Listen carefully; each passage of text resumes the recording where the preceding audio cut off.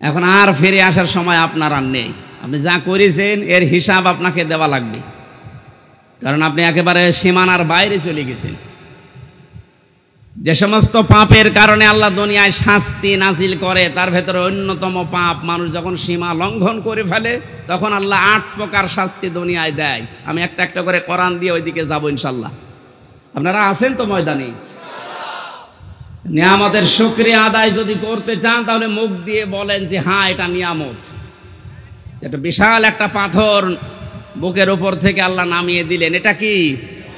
কিন্তু যারা স্বীকার করছে না, এখনো অনেক জালেম নেই যে স্বীকার করছে না, এখনো পর্যন্ত এই দুর্বিসন্ধিতে লিপ্ত আছে। 2 নম্বরে নিয়ামতের শুকরিয়া আদায় করার শর্ত হচ্ছে আপনার মনের ভেতরে একটা আলাদা আনন্দ আপনি অনুভব করবেন, যেটা সত্যি আমরা পাচ্ছি, সবাই পাচ্ছে। এত বড় জুলুম বিদায় নেওয়ার পরেও যদি আপনার মনের ভেতরে আনন্দ না আসে, শান্তি না লাগে, নবীজি হাদিসের ভাষায় পড়েছি মানুষের এই পশমগুলো তখন খাড়া হয়ে যায়। বাম স্তনের 2 আঙ্গুল নিচে যে গোস্তের টুকরা আছে ওই টুকরাটা লাফালাফি করে। আমার তো 5 তারিখের পর থেকে যে আনন্দ, এমনিতে এই কোরআনের এবং হাদিসের এই শব্দগুলোর সাথে আমার বুক এবং হাত পশম সব মিলে যাচ্ছে। আমি দেখতে পাচ্ছি এখনো অনেকের মেলছে না। এই কথা বলছেন কেন? 3 নম্বরে নিয়ামতের শুকরিয়া আদায় হবে যে উদ্দেশ্য নিয়ে আপনি ওটা কায়েম করেছিলেন, ওইটা একেবারে সর্বশেষ জায়গায় পৌঁছিয়ে দেওয়া। এদেশে সমন্বয়ক যারাই ছিল ছাত্র আন্দোলনের অধিকাংশগুলোর এখন কথা আমি শুনতে পাচ্ছি, ওরা বলছে আমরা মুসলমান। কালকে একজনের বক্তব্য দেখলাম ঢাকাতে, ওরা বলছে আমরা বাংলাদেশে যত জেলায় থানায় সমন্বয়ক ছিলাম আমাদের উদ্দেশ্য ছিল এই যত রকমের বৈষম্য আছে সব আমরা দূর করে সমান সমান করে দিতে চাই, এটা আল্লাহ চাই। কথা বলে না কেন? আমরা যেহেতু 96% মুসলমান এই দেশে, দল মত আমরা যাই করি না কেন, 53 বছর তো দেখলাম যে মানুষ চালালে কেমন লাগে না, দেখি নাই? বাবা চালিয়েছে কেমন লাগে আমরা দেখেছি, স্বামী চালিয়েছিল কেমন লাগে আমরা দেখেছি, চাচা চালিয়েছে যেভাবেই হোক দেখেছি, বুবু চালিয়েছিল, ভাবি চালিয়েছে। শুধু এখন দেখতে বাকি আছে কোরআন দিয়ে দেশ চললে কেমন দেখা যায়। আপনি সমন্বয়ক যত আছে আমার মনে হয় যদি 500 জন থাকে 498 জন এই কথা বলতে বাধ্য হবে যে আমরা বৈষম্য দূর করার জন্য আন্দোলন আরম্ভ করেছিলাম, আর এটা দূর করার জন্য কোরআন ছাড়া অন্য কোনো নিয়ম দুনিয়ায় নেই। অন্য নিয়ম আসলে আবার বৈষম্য শুরু হবে। কোরআনে কারিমে কোনো বৈষম্য আছে? নওগাঁ জেলার মান্দা থানার অন্তর্গত উত্তরপাড়ায় হাজিপাড়া মিলনের ইটভাটা এলাকাবাসী কর্তৃক আয়োজিত তাফসীরুল কোরআন মাহফিলের স্বনামধন্য সভাপতি জনাব শফিকুল ইসলাম বাবুল চৌধুরী, চেয়ারম্যান 5 নম্বর গণেশপুর ইউনিয়ন পরিষদ, সহ সভাপতি জনাব মাওলানা আমিনুল ইসলাম, জনাব আলহাজ মোহাম্মদ নাজমুল হক মিলন, জনাব মামুনুর রশিদ, আলহাজ লুৎফর রহমান, মাহফিলের প্রধান অতিথি বাংলাদেশ জামাতে ইসলামের শ্রদ্ধাভাজন আমির নওগাঁ জেলা শাখা জনাব খন্দকার মোহাম্মদ আব্দুর রকিব, বিশেষ অতিথি জনাব মোহাম্মদ আবু শিহাব মন্ডল, জনাব আব্দুর রউফ। আলোচনা রাখলেন যারা মাওলানা ইয়াসির আরাফাত, আব্দুল শুকুর সহ নাম না জানা সম্মানিত ওলামা ইকরাম। মঞ্চে বসা আছেন পরিচিত মুখ আপনাদের দেখতে পাচ্ছেন, শ্রদ্ধাভাজন ওলামা ইকরাম, সামনে বসা মুসলমান ভাইরা, পর্দার আড়ালের সম্মানিতা মা এবং বোনেরা, প্রাণপ্রিয় নওগাঁবাসী, আল্লাহর দরবারে শুকরিয়া জানাচ্ছি যে বিশাল একটা পাথর আমাদের বুক থেকে আল্লাহ নামিয়ে দিয়েছেন। নিয়ামতের শুকরিয়া আদায় করলে নিয়ামত আল্লাহ বাড়িয়ে দেয়। ওয়াইদ তাআযানা রাব্বুকুম লাইন শাকারতুম লাযীদান্নাকুম। ওয়ালা ইন কাফারতুম ইন্না আযাবি লাশাদীদ। আল্লাহ তাআলা বলেন, যদি নিয়ামতের শুকরিয়া আদায় করো, লাযিদান্নাকুম, লামে তাকিদ নুনে সাকিলা, অবশ্যই আমি আল্লাহ এটা বৃদ্ধি করে দেব। এখন প্রশ্ন হচ্ছে, নিয়ামতের শুকরিয়া আদায় করা লাগে কি করে?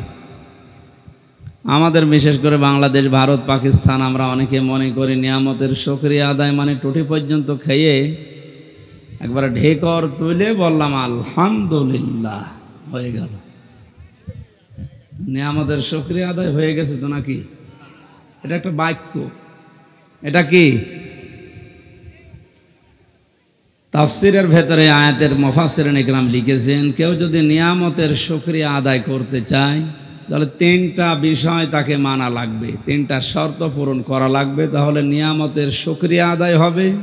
ওইটা আল্লাহ দয়া করে তাদের জীবনে আরো বাড়িয়ে দেবে।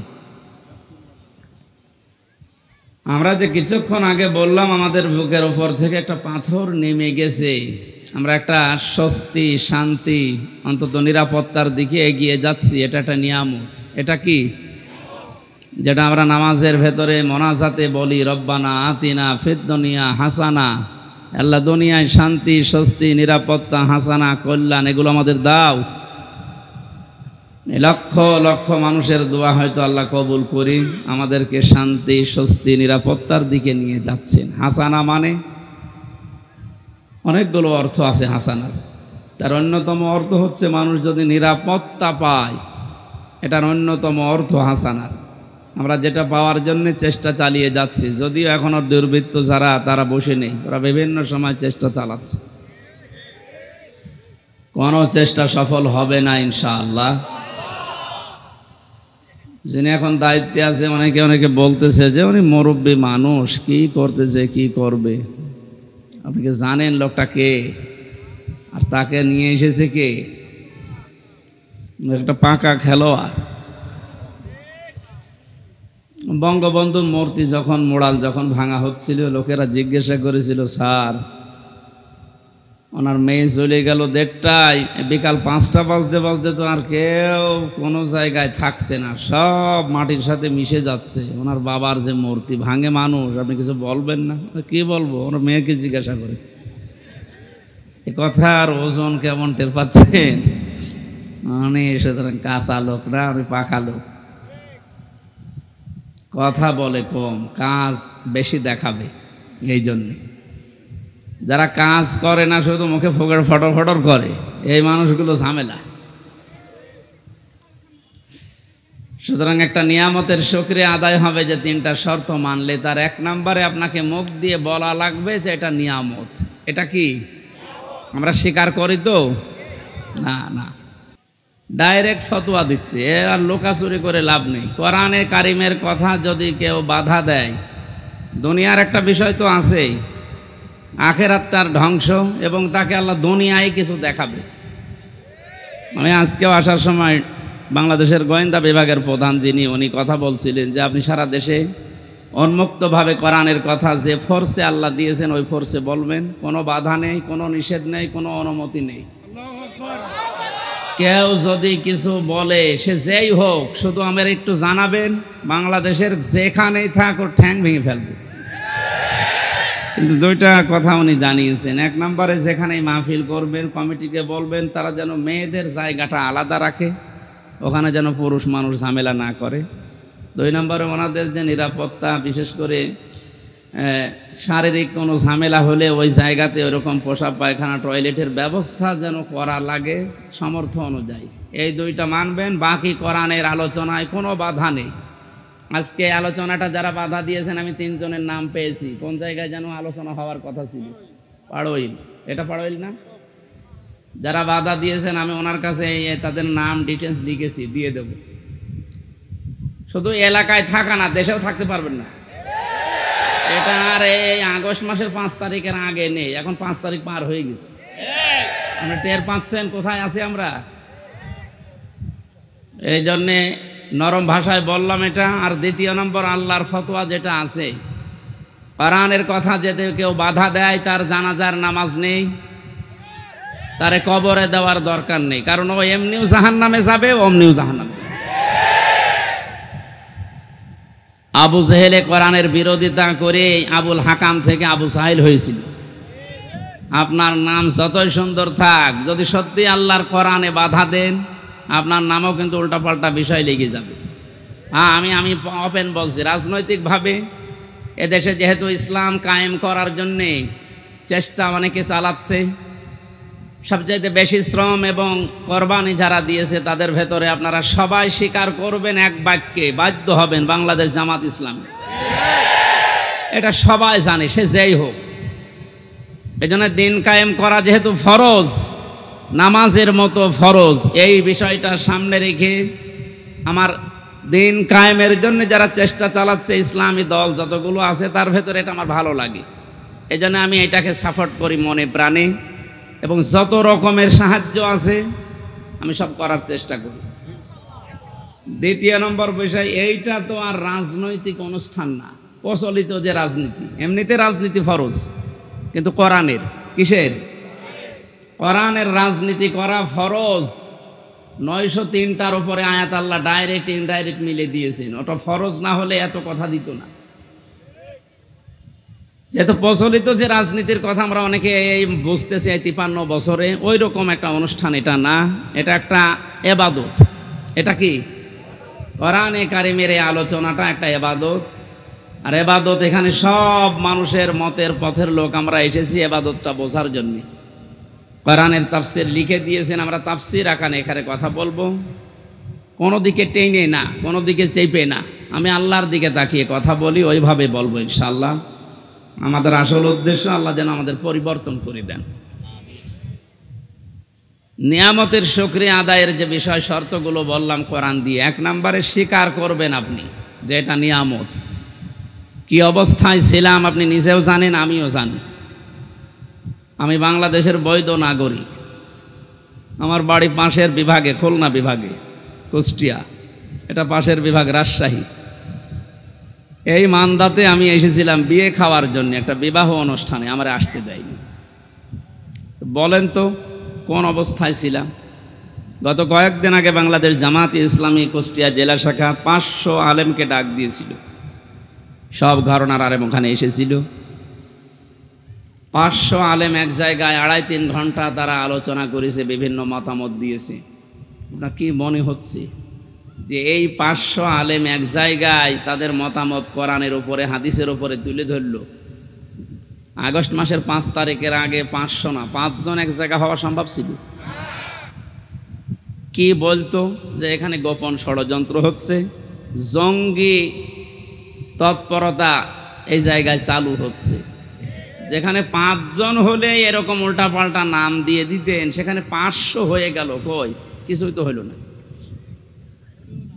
এই জন্য ভুক্তভোগী আপনি না। চেয়ারম্যান বলছিলেন না যে আমি জেলে ছিলাম, ভুক্তভোগী যেহেতু আমরা 2 জন, এখানে আরো যারা আছেন, আমরা টের পাচ্ছি যে কি হয়ে গেল। সুতরাং এটা নিয়ামত, আপনি স্বীকার করেন আর না করেন, এটা কি? আরে নিয়ামত সবার জন্য না। কোরআনে কারীম জানিয়েছে, ওয়ানুনাজ্জিলু মিনাল কোরআনি মা হুয়া শিফাউ ওয়া রাহমাতুল লিল মুমিনিন ওয়া লা ইয়াজিদুজ জালিমিনা ইল্লা খাসারা। আল্লাহ পাক বলেন, হে নবী, কোরআন নাজিল করার ধারাবাহিকতায় এমন এমন বিধান আমি দিয়েছি যেটা যদি পালন করা যায় মুমিনদের জন্য রোগ মুক্তির কারণ হবে, শেফা হবে। সময় যখন আল্লাহ আমাদেরকে দিয়েছেন এ নিয়ামতের শুকরিয়া আদায় করার জন্যে, কোরআনে কারীম যদি সত্যি আমরা আয়োজন করতে পারি এই জমিনে, বিশ্বাস করতে পারেন যত রকমের রোগ আছে, মানসিক, শারীরিক, ইমানের, দুনিয়া এবং আখেরাতের সব রোগগুলো কন্ট্রোল করার ক্ষমতা কোরআনের আছে। ওটা দেখা দরকার। কোরআনের ওই ঔষধ অ্যাপ্লাই না করার কারণে 53 বছরে বহু আইন দিয়ে মুক্ত করার চেষ্টা চালিয়েছে চোর, কিন্তু চোর মুক্ত হয়েছে। চোর যাই ছিল এই 17 বছরে আরো বেড়েছে। এক একজন যে কত বড় বড় চোর এখন ধরা পড়ছে। দরবেশের মতো মানুষ যদি এত টাকা চুরি করতে পারে, তা দরবেশ বাঁধ দিয়েছে, এগুলো আছে, এগুলো তো কত কিছু করিস বলেন। 36,000 কোটি টাকা ঋণ করেছে লোকটা, অথচ 32,000 কোটি টাকা খরচ করে পদ্মা সেতু বানিয়েছে। শুধু ওর টাকায় যদি এখন সরকার তার রাষ্ট্রীয় কোষাগারে জমা আনতে পারে, ওই রকম সেতু আরো বানিয়ে টাকা বেঁচে যাবে। তাও তো এটা সাধারণ মানুষ না, এটা দরবেশ দাঁড়িয়ে দেখেছেন। এখন নাই নেই, এখন নমো।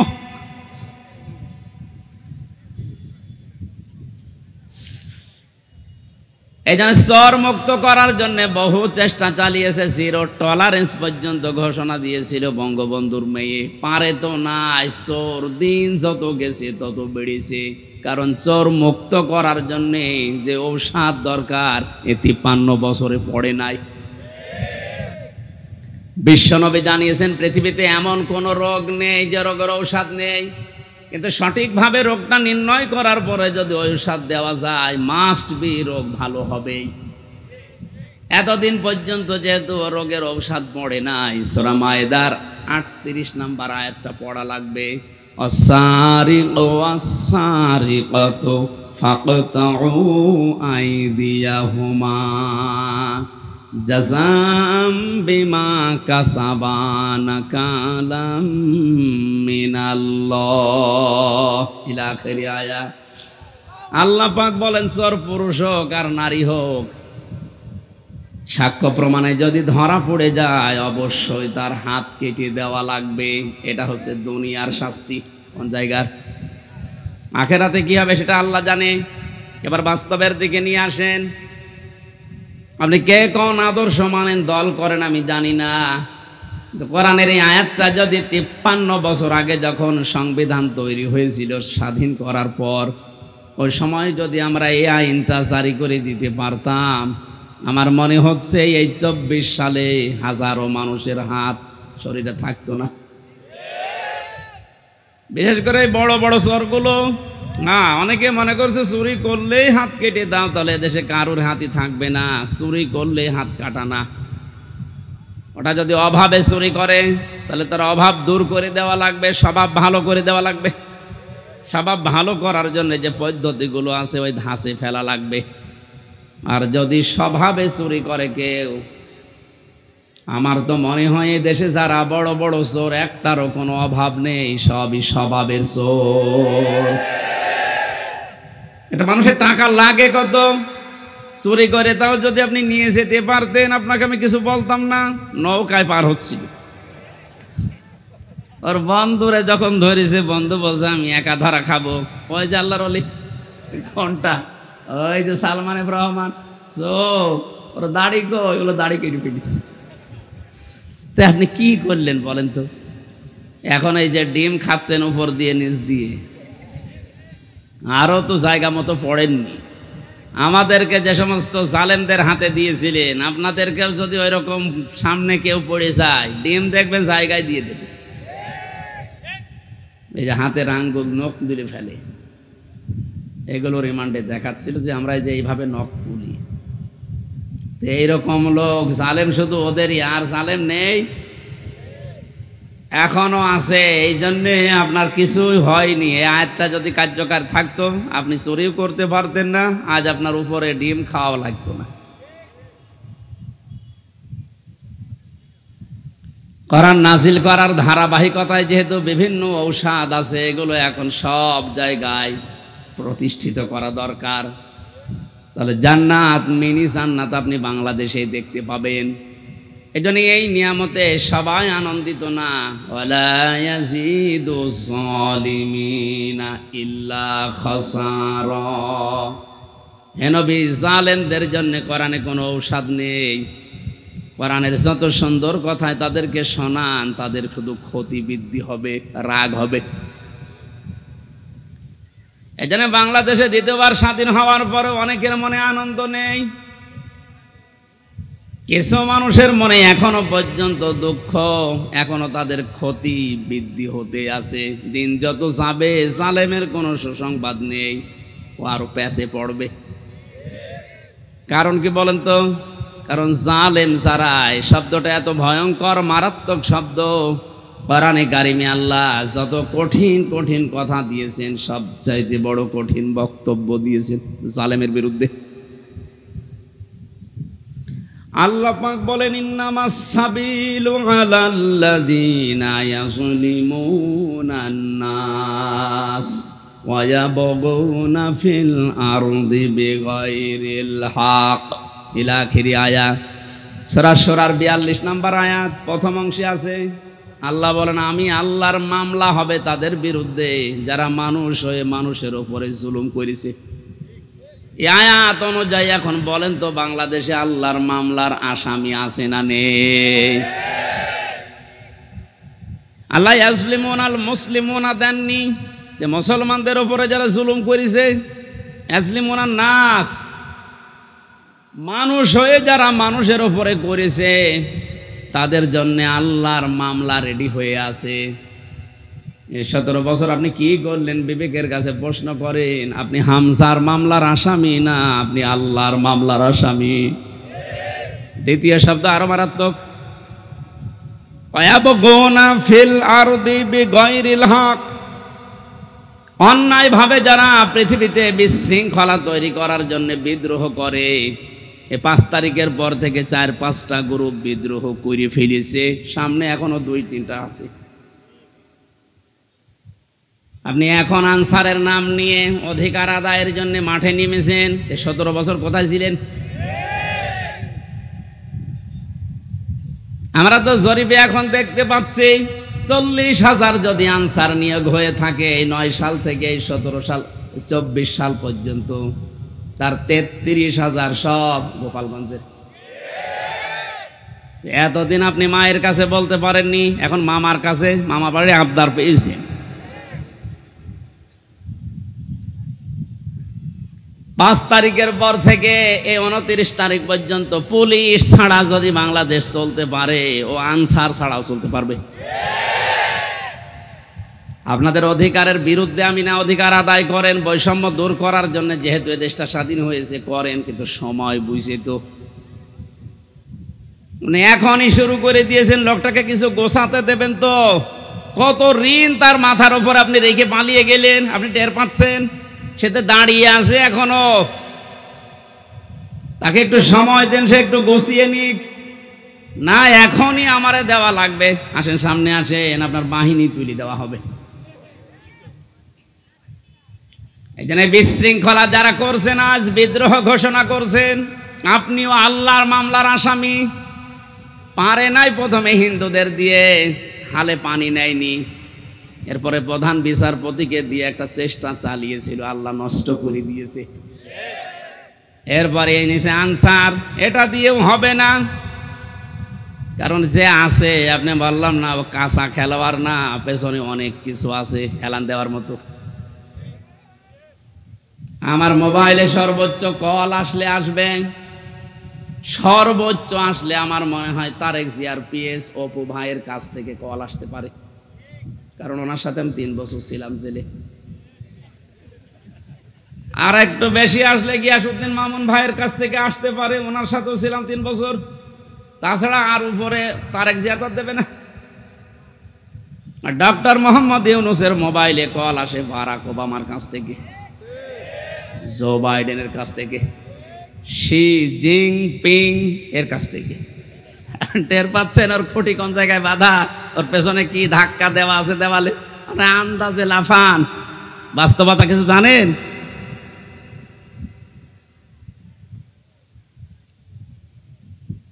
আজ অনেকে আপার কাছ থেকে মোবাইলে কল পেয়ে বলছে আপা ঘাবড়াবেন না, আপনি ঘাবড়ালে আমরা নরম হয়ে যাই।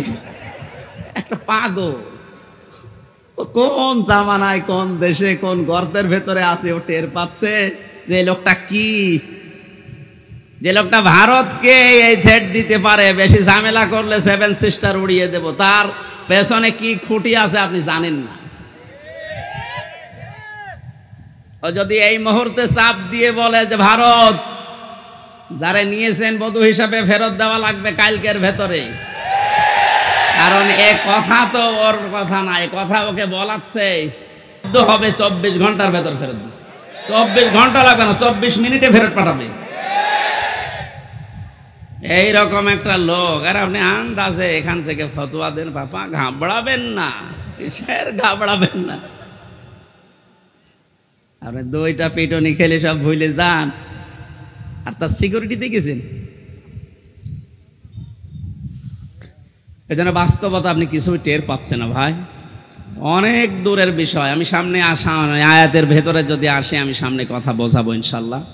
যেটা বোঝাতে চাচ্ছিলাম সহজ সরল ভাষায়, আজ বিশৃঙ্খলা তৈরি করার জন্য যারা বিভিন্ন বাহিনীকে কাজে লাগাচ্ছেন, আমার তো যতটুকু বাস্তবতা, রিমান্ডে আরে 3 বছর জেলে থেকে দেখেছি, ওদের চরিত্র এত খারাপ যে মানুষগুলো শেষে দেখবেন পতিতাদেরকেও রাস্তায় নামিয়ে দেবে।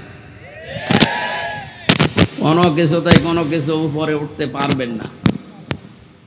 কারণ ছাত্রদের আন্দোলন শুধু না, আমার মনে হয় আল্লাহ ফেরেশতা পাঠিয়েছিলেন, আবাবিল পাখি পাঠিয়ে যেমন আল্লাহ রক্ষা করেছিলেন কাবা ঘরকে, বাংলাদেশে আল্লাহ একটা কিছু দেখাতে চায়, এই জন্য আল্লাহ ছাত্রদের মতো ফেরেশতাদেরকে আল্লাহ শহীদ করিয়েছে। মনে করছেন শহীদ হয়ে গেছে, এ মানুষগুলো এমনি এমনি শহীদ হয়নি। ওয়ালিয়ালাম আল্লাহুল্লাযীনা আমানু ওয়া ইয়াত্তাখিযা মিনকুম শুহাদা। আল্লাহ বলেন আমি আল্লাহ কিছু মানুষকে শাহাদতের মরণ দিয়ে ধন্য করি, সবাইকে দেই না। যার জীবন যৌবন, যার কর্ম অ্যাক্টিভিটিস এগুলো আমার ভালো লাগে, তাকে আমি সাধারণভাবে মরণ দেই না, মরণ দেই শাহাদতের। তাছাড়া শহীদ আবু সাঈদ, আপনার কি মনে হয় একটা লোকের জীবনের ন্যূনতম মায়া নেই? 4টা গুলি খেয়েছে বুকে, তাও দাঁড়িয়েছিল, শেষে আর পারে নাই, পড়ে গেছে। আপনি একটা খান তো, শুধু শব্দ শুনলে পালাবেন। এরপরও কিছু মানুষ এখন কথা তুলছে না, সবাই পালায়, আরো নিচে বুক পেতে দেয়, আত্মহত্যা করেছে, শহীদ হয়নি। আহলে হাদিসের নাম নিয়ে যেই লোকটা এই কথা বলেছে, আহলে হাদিসের লোক না, একটা প্রতারক।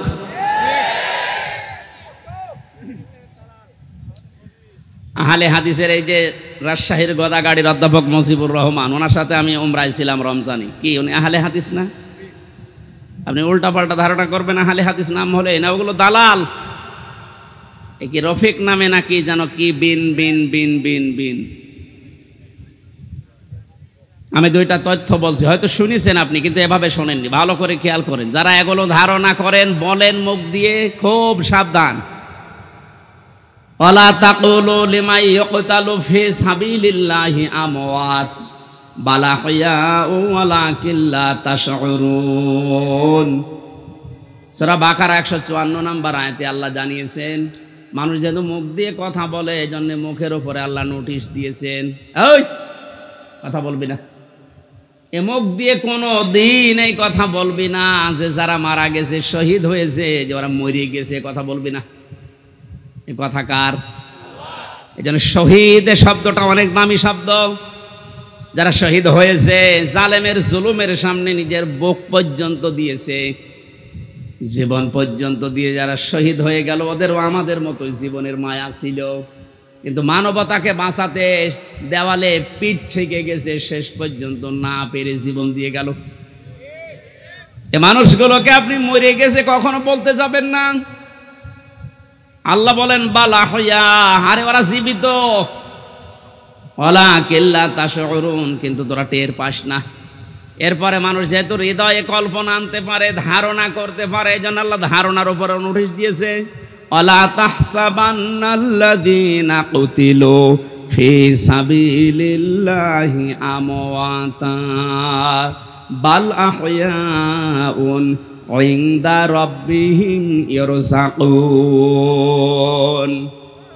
সূরা আলে ইমরান 169 নম্বর আয়াত। তাফসীরে ফি জিলালিল কোরআনের ব্যাখ্যাটা ব্যাপক লেখা আছে, আমি সামিরাইজ করে বলছি। আল্লাহ বলেন ওই ধারণাও করবি না, যারা আমি আল্লাহর জন্য জীবন দিয়ে গেল এরা মারা গেছে, এরকম ধারণাও করবি না, বরং তারা জীবিত এবং আমি আল্লাহর কাছে তারা রিজিক পায়। ধরে বলেন সুবহানাল্লাহ। এজন্য বড় কঠিন সতর্ক থাকা লাগবে এই বিষয়গুলোতে। অনেক জালেম পর্যন্ত এখন উঠে পড়ে লেগেছে শান্ত দেশকে অশান্ত করার জন্যে। আপনি কিন্তু হামজার মামলার আসামি থাকবেন না, আমরা যদিও এই জালেমদের বিরুদ্ধে ওরা যেমন 50টা মামলা বলেছিল আমারে দেবে, আমরা 100টা দেবো এখন। কিন্তু আপনি তার আল্লাহর আমার হামজার মামলার আসামি থাকছেন না, আপনি সরাসরি আল্লাহর মামলার আসামি হয়ে যাচ্ছেন। আপনার দুনিয়াও শেষ, আখিরাত তো শেষই।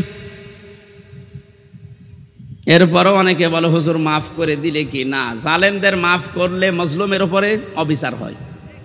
কারণ আপনি তো ওই জায়গায় পড়েননি, তাই এ কথা বলছেন।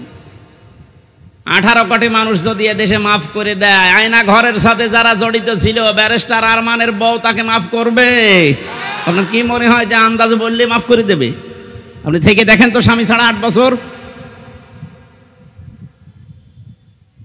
আরে ভাই, একটা মানুষকে আপনি যদি মেরে ফেলতেন তাহলে তার বউটা অন্য জায়গায় বিয়ে করতে পারত। এক কথা বলছে না কেন? আর আপনি এমন জায়গায় রাখেন, এই জন্য আয়না ঘর মারা বানিয়েছে। আমার মনে হয় ওটা ধ্বংস করে ফেলা লাগবে না, ওটা রেখে দেন, ওটা টুরিস্ট প্লেস হিসাবে রেখে দেন। মানুষেরা ওইটা দেখতে যাবে, আর সামাম পৃথিবীর মানুষ জানবে যে এই বাংলাদেশে একটা জালেম ছিল। মানুষ কত বড় নৃশংস, কত বড় জুলুমকারী হলে এই মাটির নিচে, এই ঘরের ভেতরে মানুষকে তাও 2-5 দিন রাখেন। 8 বছর রেখে দিয়েছে, কারোর 10 বছর, কারোর 12 বছর। আমিও মাটির নিচে ছিলাম, যেখানে আমি শুনেছি, আমারও তো বেশি দিন রাখে নাই। কি যে মানুষের একেবারে সহ্যের বাইরে চলে যায় ওই জায়গাটা। এই হাঁটুর ভেতর দিয়ে হাত দিয়ে, এরপরে আবার এখানে হ্যান্ডকাপ দিয়ে বেঁধে একটা মানুষ এভাবে ঘন্টার পরে ঘন্টা, দিনের পরে দিন, মাসের পরে মাস, বছরের পর বছর এভাবে রেখে দেয়। শুধু টয়লেট করার জন্য 1.5 মিনিট সময় দেয়।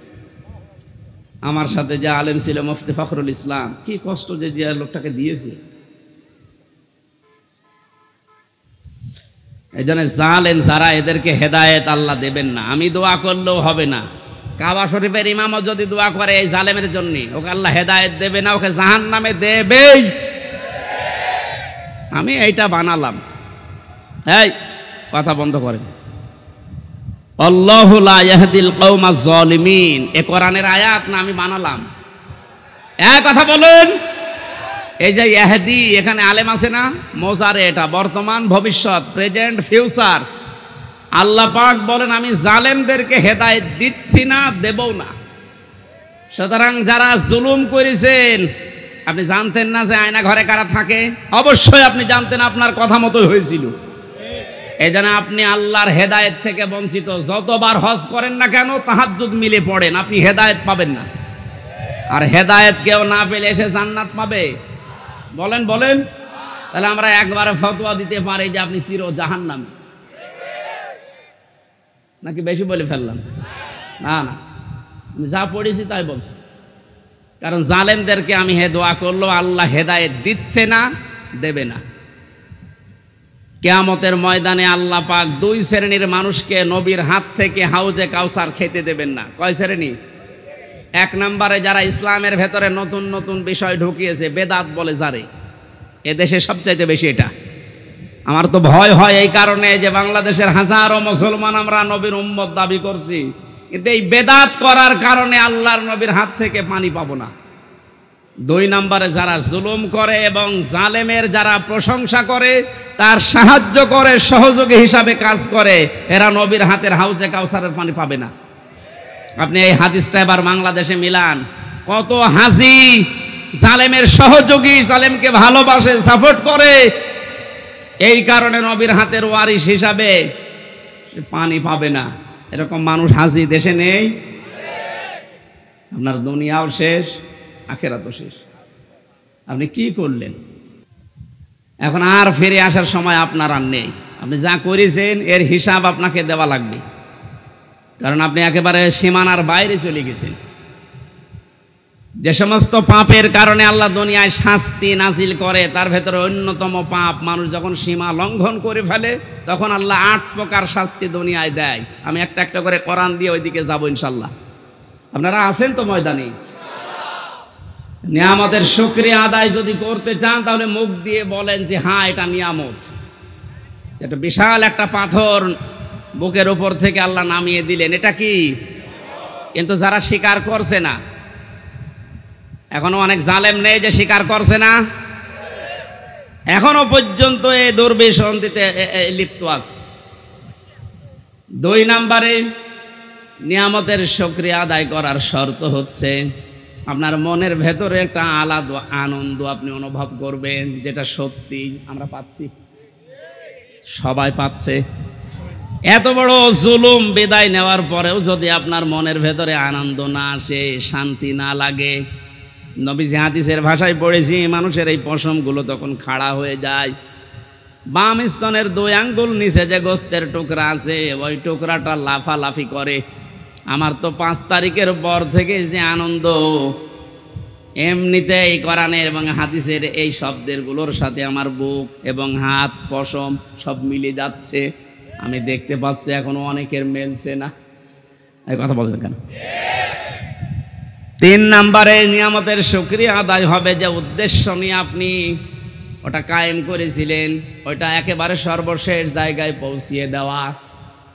এদেশে সমন্বয়ক যারাই ছিল ছাত্র আন্দোলনের অধিকাংশগুলোর এখন কথা আমি শুনতে পাচ্ছি, ওরা বলছে আমরা মুসলমান। কালকে একজনের বক্তব্য দেখলাম ঢাকাতে, ওরা বলছে আমরা বাংলাদেশে যত জেলায় থানায় সমন্বয়ক ছিলাম আমাদের উদ্দেশ্য ছিল এই যত রকমের বৈষম্য আছে সব আমরা দূর করে সমান সমান করে দিতে চাই, এটা আল্লাহ চাই। কথা বলেন না কেন? আমরা যেহেতু 96% মুসলমান এই দেশে, দল মত আমরা যাই করি না কেন, 53 বছর তো দেখলাম যে মানুষ চালালে কেমন লাগে না, দেখি নাই? বাবা চালিয়েছে কেমন লাগে আমরা দেখেছি, স্বামী চালিয়েছিল কেমন লাগে আমরা দেখেছি,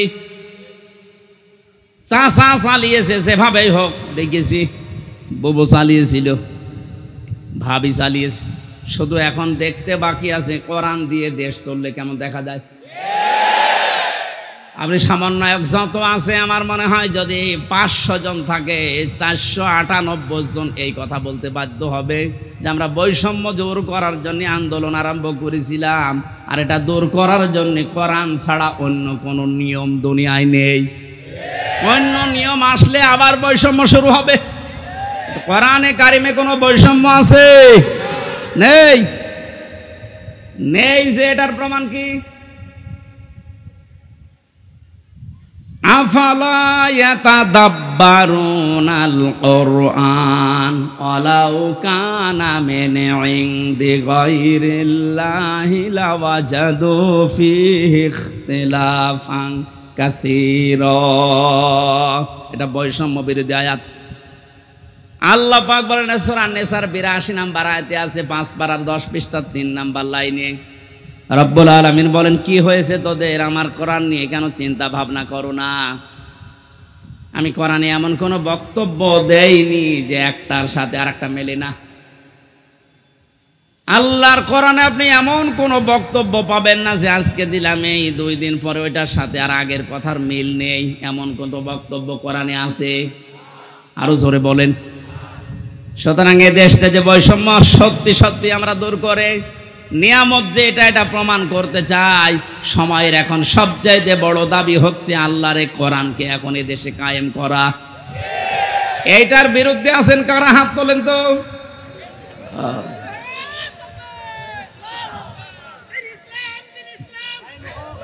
ঠিক আছে, মানুষের এখনো মনে হয় ওই ঘোর কাটেনি। আমার মনে হয় আমান আজমি ভাই এই যে জেল কি আয়না ঘর থেকে এসে এখনো যেমন স্বাভাবিক হতে পারেনি, ব্যারিস্টার আরমান আয়না ঘরে 8 বছর থাকার পরে এখনো উনি স্বাভাবিক হতে পারেনি। আমিও জেলখানায় 3 বছর, আমি এখনো স্বাভাবিক না। এখন এই দেশের আমার মনে হয় জনগণ এখনো স্বাভাবিক হয়নি, মনে করছে 5 তারিখের আগে আসি না। এখন আর 5 তারিখ নেই, এখন 29 তারিখ। কত বলেন বলেন? যেন এর দাবি এখন এইটা, যেহেতু বৈষম্য দূর করার জন্য সংস্কার করার জন্য সব জায়গায় কাজ চলছে, সব চাইতে বড় সংস্কার হবে এখন যে জালেমগুলোর কারণে পুলিশ বাহিনীর বদনাম হয়েছে ওদেরকে প্রকাশ্যে যা ভালো লাগে ওরা করা দরকার। সব পুলিশের দোষ আছে? কখনো না। হাতে গোনা কয়েকটা জালেমদের দোষও যারা ছিল, বিশেষ করে আমার রিমান্ডে যে কয়েকজন ছিল, আমি তো অন্যগুলোর খবর ভালো জানি না, এদের আমি চিনি। আমি আকিজ গ্রুপে চাকরি করতাম, 8 দিন হাসপাতাল। এই শয়তানরা আমারে তুলে নিয়ে টাকা খাবে বলে ওই মালিককে এখন এই 5 তারিখের আগেও টাকা নিয়েছে। আমার মামলার আয়োজক ছিল মিজানুর রহমান, এই মাদারীপুরে ট্যাকের হাটে বাড়ি। এরে খুঁজে বেড়াচ্ছে, যদি পায় এরে পিটিয়ে মেরে ফেলবে। আমার কুষ্টিয়াতে আমাদের সামনে 14 জন মানুষকে একদিনে মেরেছে, 5 তারিখে একদিনে। দারোগা সাহেব আলী, কুষ্টিয়ার মানুষ যদি ওর চেহারা পায় কি যে করবে মানুষ, কারণ যারা মারা গেছে সব আমার বাড়ির আশপাশে।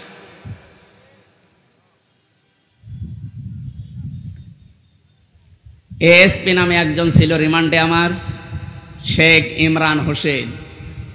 ওর বাড়ি খুলনা ফুলতলা এলাকায়, ওর বাবা আওয়ামী লীগের উপজেলা চেয়ারম্যান। ওরাও খুঁজে বেড়াচ্ছে, কারণ 5 তারিখের আগে পর্যন্ত নাকি এরা টাকা নিয়েছে। স্যার আজকে আমার কল দিয়েছিল, হুজুর 5 তারিখের আগেও আমার কাছে টাকা নিয়ে গেছে। এখনো যদি 5 তারিখ না আসতো মনে হয় আরো টাকা চাইতো। সুতরাং ওদেরকে আপনি ক্ষমা করবেন কি, কোন জিনিস দেখে? এই শয়তানগুলোর কারণে আজ হাজার হাজার পুলিশ এখনো পর্যন্ত ভয়ে আছে, বের হচ্ছে না বাইরে। এজন্য এই বাহিনীর সবার দোষ না, যাদের দোষ এইগুলোকে এখন এই বাহিনীর সামনে এনে দেওয়া দরকার, যে নে যা পারবি ফুটবল খেল। কালকে ইনোরে একটা লাথি দেয়নি একজন? সম্মানিত ভাইরা, আমি যেটা বোঝাতে চাচ্ছিলাম, যেহেতু সংস্কার আরম্ভ হয়েছে আর এটা করার জন্য ওনারা আন্দোলন করেছিল, সুতরাং সংস্কার খুব তাড়াতাড়ি করেন, নয়তো জালেমরা কিন্তু বসে নেই। ওরা একটা একটা করে ইস্যু তৈরি করবে, আবার অশান্ত করার চেষ্টা করবে। ডক্টর মোহাম্মদ ইউনূস বারবার বলছে, ভাইরা আমার সময় দিন, আমাকে কাজ করতে দিন।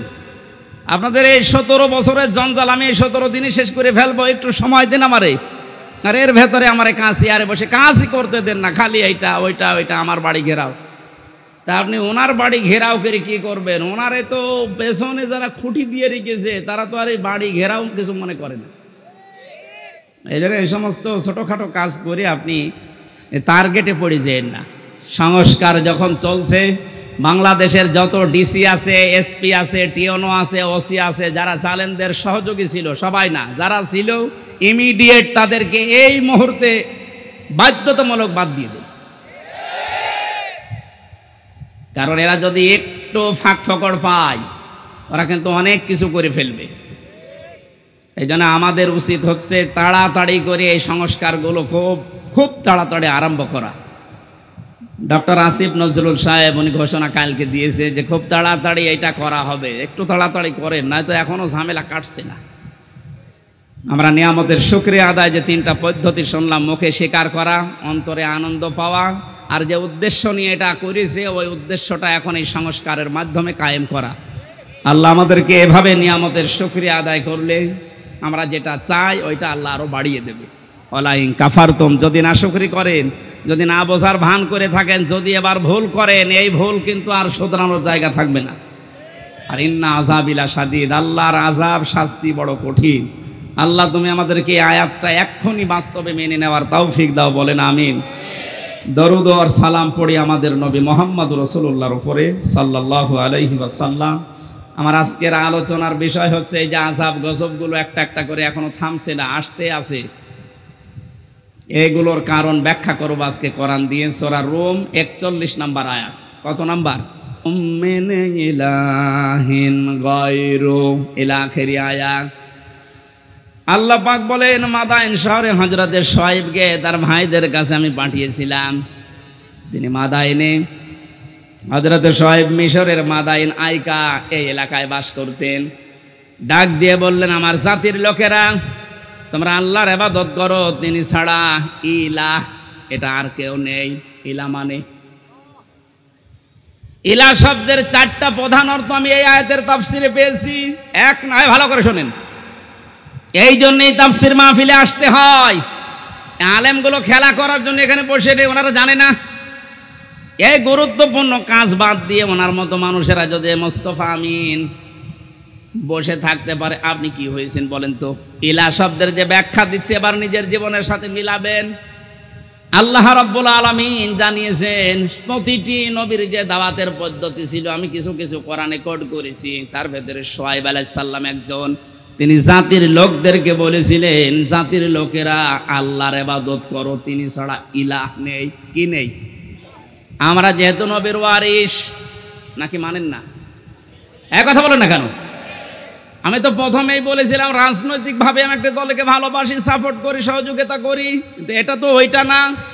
আমি জাতির লোককে এখন বাঁচাতে চাই, ওইরকম মন নিয়ে কথা বলছে। আমি নবীর ওয়ারিস হিসাবে এখন দায়িত্ব পেয়েছি।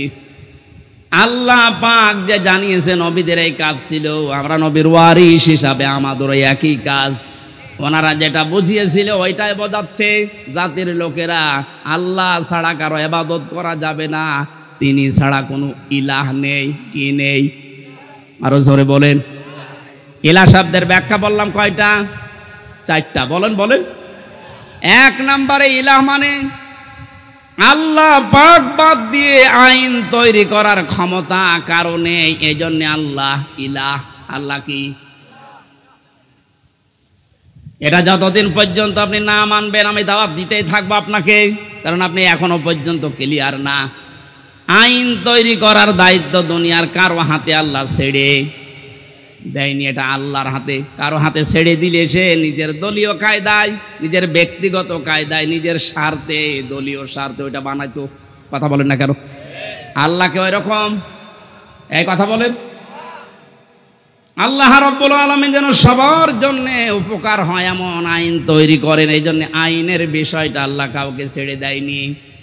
রব্বুল আলামিন বলেন, হে নবী, মানুষেরা হয়তো আপনাকে মাঝে মাঝে জিজ্ঞাসা করতে পারে, ইয়াকুলুনা হাল লানা মিনাল আমরি মিন শাইইন কুল ইন্নাল আমরা কুল্লাহু লিল্লাহ। সূরা আলে ইমরানের 154 নম্বর আয়াতের মাঝের অংশে আছে 4 নম্বর পারার 9 নম্বর পৃষ্ঠা 3 নম্বর লাইনে।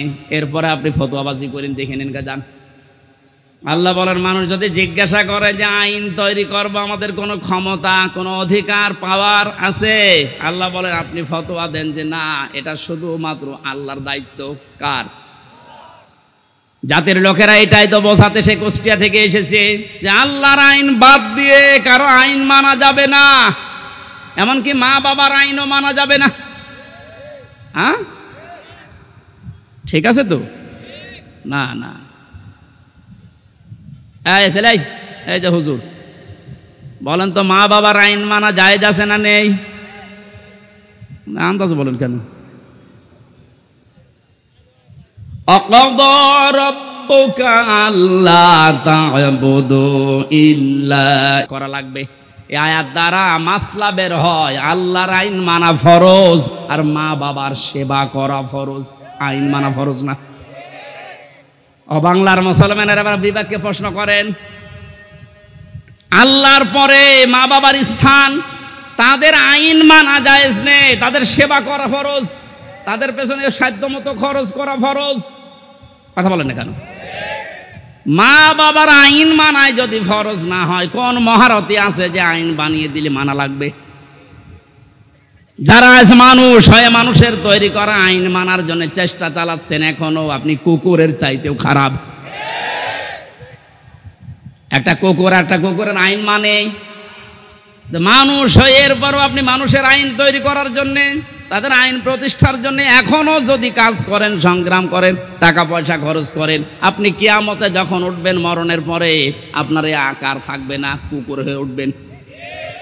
এটা আমি বানালাম। হ্যাঁ, সূরা রহমানের ভেতরে আছে, ইউরাফুল মুজরিমুনা বিসিমাহুম ফায়ুখাযু বিন-নাওয়াসি ওয়াল আকদাম। আমি লম্বা করে দলিলগুলো বলতে পারছি না, খুব তাড়াতাড়ি করছি। হযরত শুআয়ব আলাইহিস সালামের জীবনীতে এবার পেয়েছি, তাকে যে পাথরের বৃষ্টি দিয়ে ধ্বংস করে দিয়েছিলেন উম্মতদেরকে, হযরতে শুআয়ব জাতির লোককে বলেছিলেন, জাতির লোকেরা 2টা কাজ তোমরা বেশি বেশি করো, এই জন্য আল্লাহ এই গজব দিতে যাচ্ছেন, সতর্ক হও। ফাআউফুল কাইলা ওয়াল মিজানা ওয়ালা তাবখাসুন নাসা আশিয়াআহুম ওয়ালা তুফসিদু ফিল আরদি বা'দা ইসলাহিহা ইলা আখিরি আয়াত। এক নম্বরে জাতির লোকের ভেতরে এই কাজটা বেশি ছিল, তারা ওজনে কম বেশি করত। কিসে ওজন? মানে শুধু দাড়ি পাল্লার ওজন বলেন না, পৃথিবীর প্রতিটি জিনিসের ওজন আছে। আপনার বিবেকেরও ওজন আছে। এই যে চেয়ারে বসেছি, চেয়ারের ওজন আছে। যারা আজ লেখাপড়া করায়, মাস্টার, শিক্ষক, ওস্তাদ, মুআল্লিম, তাদেরও ওজন আছে। তারা নেওয়ার সময় তো বিভিন্ন জায়গা থেকে জ্ঞান ভালোই অর্জন করেছে, এই যে মাস্টার, কিন্তু দেওয়ার সময় আর ঠিক মতো ছাত্র ছাত্রীদের দিতে চায় না। তখন বলে প্রাইভেট পড়া লাগবে, কোচিং করা লাগবে। কোরআনে কারীম যেন আমাদের নাম নিয়ে আয়াত আল্লাহ নাযিল করেছেন, ওয়াইলুল লিল মুতাফফিফিন আল্লাযীনা ইযা ইক্তালু আলান নাসি ইস্তাওফুন। আল্লাহ বলেন ধ্বংস হয়ে যাক ওই দোকানদারগুলো যারা ওজনে কম বেশি করে। এখানে শুধু দোকানদার উদ্দেশ্য না, দুনিয়ায় যে যেখানে আছে ওই জায়গায় নেওয়ার সময় ঠিক মতো নেয়, দেওয়ার সময় যারা কম দেয়, এ মানুষগুলো এই আয়াতের ভেতরে শামিল। তাদের ধ্বংস কামনা করছে কে? যে যে জায়গায় আছে আমাদের ওজন যেন কম বেশি না হয়। আর জাতির ভেতরে ওজনের স্তর ঠিক নেই। ধনীরা অপরাধ করলে ওজন একরকম হয়, গরিব মানুষ অপরাধ করলে ওজন আর এক রকম হয়। নিজের দলীয় লোক অপরাধ করলে ওজন বিচার একরকম হয়, আর অন্য দলের লোক যদি অপরাধের নাম গন্ধ না শুধু শোনে, সন্দেহ করে, বিচার অন্যরকম হয়। এই জন্যে তো গজব এসেছে। 2 নম্বরে আল্লাহ বলেন দুনিয়া শান্ত হয়ে যাওয়ার পরে কেউ যেন বিশৃঙ্খলা করার চেষ্টা করো না, যেটা এখন দিন দিন বাড়ছে। এই জন্য আমরা সাবধান হব। এই 2টা কাজ যদি সমাজে, দেশে জারি হয়ে থাকে, আপনি শুধু না, আমিও বাঁচতে পারবো না। এই জন্য আমাদের সতর্ক হওয়া লাগবে। আল্লাহর গজব নাজিল হওয়ার জন্য যে শাস্তিগুলোর কথা, যে কাজগুলোর কথা, আল্লাহ আমাদের এই কাজ থেকেই বিরত থাকার তৌফিক যেন দান করেন। আপনি কার জন্য ওজনে উল্টা পাল্টা করে বিবেককে বিসর্জন দিয়ে, বাম হাতের ইনকাম দিয়ে উল্টা পাল্টা করে টাকা পয়সা আপনি ইনকাম করে রেখে যাচ্ছেন? কার জন্য বলেন? যার জন্য রেখে যাচ্ছেন আপনি একটু ওই জালেমগুলোর দিকে তাকাতে পারেন না? যারাই করেছিল, এই যে নাম দেখেন না, এক একটা ভিসি বানাতে 50 লাখ টাকা নিয়েছে, একটা কলেজের মাদ্রাসার অধ্যক্ষ বানাতে 20 লাখ টাকা নিয়েছে শুধু মন্ত্রী, বাকিগুলো তো আরো আছে। এই মহিলা ধরা পড়ার পরে কত লাথি, গোতা, কিল, ঘুষি আর গাইল তো আছেই। কি করলো সে? না 8-10 বছর 15 বছর একটু শান্তি পেয়েছে, মন মতো কাজ করেছে। এখন সারাটা জীবন মানুষের ঘৃণা, বরদোয়া আর অপমান নিয়ে বেশি থাকা লাগবে। যে যেখানে আসি ওজনটা ঠিক করে নাই তো কিন্তু শাস্তি আল্লাহ দিতে 10 বছরও লাগবে না, 10 সেকেন্ডই যথেষ্ট। 8টা শাস্তির কথা আমরা তাফসীর থেকে লিখেছি। হযরত হুদ আলাইহিস সালামের জাতির লোকেরা যে অপরাধ করত, তাদের জন্য যে শাস্তি আল্লাহ দিতেন। যেহেতু আমরা মুহাম্মদুর রাসূলুল্লাহর উম্মত, আমাদেরকে বিশ্বনবী জানিয়েছেন 2টা কাজ থেকে বিরত থাকবা, নয়তো আল্লাহর গজব আযাব অন্যান্য নবীদেরকে যেভাবে ঘিরে ধরেছিল। আমি দোয়া করেছিলাম, আল্লাহ আমার উম্মতকে একবারে ধ্বংস করে দিও না, এই জন্যে আসে না। কিন্তু যদি এগুলো ব্যাপক হারে আরম্ভ হয়, আল্লাহর গজব নাজিল হতে কিন্তু বেশি সময় লাগবে না। আমাদের হাতের কামাইগুলো আমরা বন্ধ করব।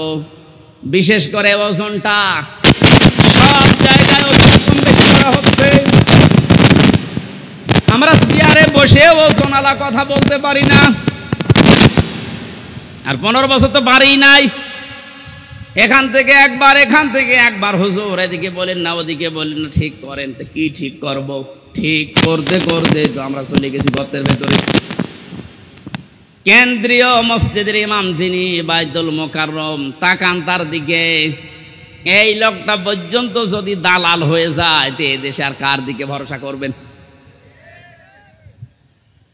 অপমান করে আল্লাহ বিদায় দিয়েছে।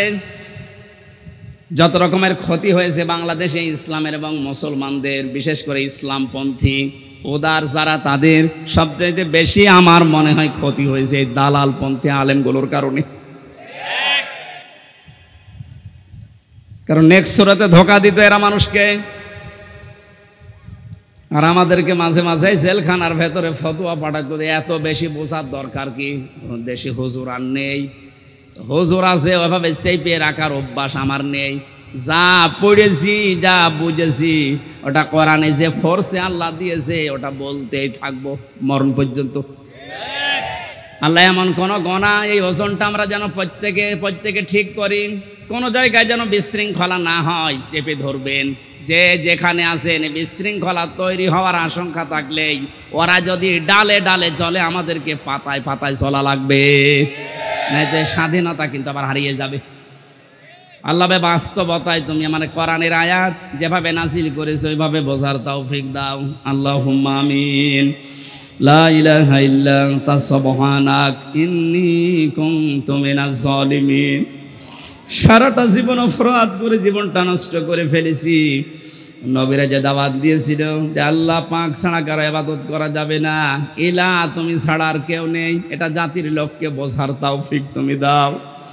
তুমি আইনদাতা, তুমি রক্ষাকারী, তুমি প্রতিপালনকারী, তুমি আমাদের উকিল অভিভাবক। এই কথাগুলো তুমি আমাদের প্রত্যেকের অন্তরে বদ্ধমূল করে দাও। এই আয়োজনে যদি সওয়াব দিয়ে থাকো আল্লাহ কোটি কোটি গুণে বাড়িয়ে দাও। মুহাম্মদ রাসূলুল্লাহর রওজায় পৌঁছিয়ে দাও। যত মানুষ কবরে আছে আল্লাহ কবরবাসীদেরকে তুমি নিজ গুণে ক্ষমা করে দাও। কখন কার মরণ চলে আসে জানি না। রব্বুল আলামিন দেশটা যেহেতু মুক্তভাবে কথা বলার পরিবেশ, প্রত্যেকের অন্তর তোমার হাতের ভেতরে। আজ যারা অনেকে ষড়যন্ত্রের শিকার হয়ে এখনো পর্যন্ত যারা উল্টাপাল্টা ধারণায় আছে মানুষগুলোকে বুঝ দাও। আল্লাহ তাআলা শয়তান তো বসে নেই, ওর কাজ চালিয়ে যাচ্ছে। এদের যেন শান্ত না থাকে, তোমার আইনের পরিবেশ যেন না থাকে। অনেকে বিভিন্ন কায়দায় চেষ্টা চালিয়ে যাচ্ছে, তাদের হেদায়েত কামনা করছি। যদি না থাকে আল্লাহ তুমি তাদেরকে ধ্বংস করে দাও।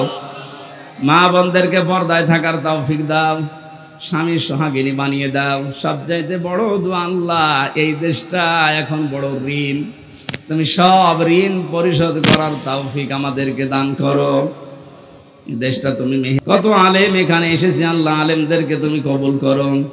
শ্রদ্ধাভাজন সভাপতি বাবলু চৌধুরী আল্লাহ যে দায়িত্ব তার কাঁধের উপরে দিয়েছো সততার সাথে ঈমানের সাথে পালন করার তৌফিক দাও।